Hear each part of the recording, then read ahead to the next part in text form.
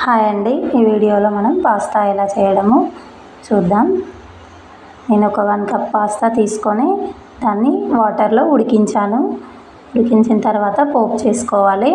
కొద్దిగా ఆయిల్ వేసి అందులో పోపు దినుసులు వేసుకొని మనం పల్లీలు శనగపప్పు వేసుకోవాలి. కొంచెం వేగిన తర్వాత కట్ చేసి పెట్టుకున్న పచ్చిమిర్చి, ఆనియన్, కరివేపాకు వేసుకున్నాను. అలా వేగిన తర్వాత కొంచెం సాల్ట్ వేసుకొని మనం ముందుగానే ఉడికించుకున్న పాస్తాని వేసుకోవాలి. చాలా సింపుల్ అండి, 5 మినిట్స్లో అవుతుంది. దాన్ని వాటర్లో ఉడికించిన తర్వాత పోపు చేసి పోపులో వేసుకోవడమే. ఇలా అప్పటికప్పుడు పిల్లలకి స్నాక్స్లా చేస్తే చాలా ఈజీగా తొందరగా అయిపోతుంది. మీకు కనుక ఈ వీడియో నచ్చినట్లయితే లైక్ చేయండి, షేర్ చేయండి, సబ్స్క్రైబ్ చేసుకోండి. Thank you.